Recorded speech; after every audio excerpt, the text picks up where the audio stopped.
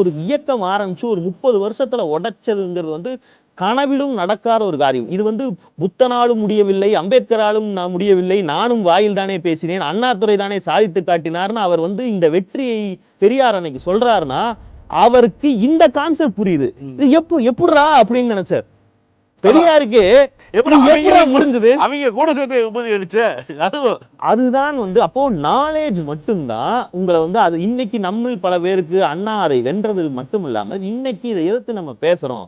இந்த சோசியல் அமைப்பின் பிரச்சனைகளை சாதாரண நிலையில இருந்து நம்ம ஒன்றும் தத்துவ ஆசிரியர்களோ ஒரு இன்டெலெக்சுவல் இதுலயோ இல்லை, ஒரு சாதாரண ஆட்களாக நாம கூட பேசணும்னா நம்மில் பலருக்கு அது சம்பந்தமான துரணை வந்திருக்கலாம். ஆனால் இப்பதான் வந்து இதுல வென்றுட்டோன்னு அர்த்தம் இல்லை.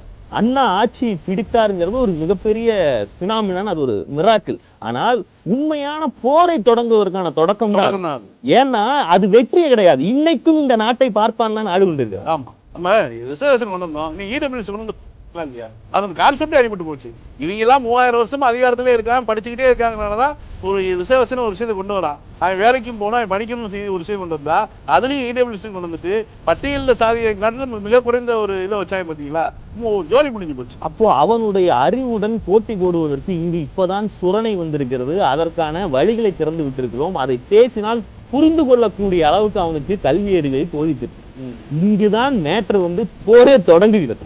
இன்னும் குறைந்தது 500-1000 வருடங்கள் ஆகலாம். இந்த போரில் எண்ணிக்கை பலம் நம்மிடம் அதிகம் இருப்பதால் அவர்களை வென்று மேலே வருவதற்கு ஒரு 600-700-1000 வருடங்கள் கூட ஆகலாம்.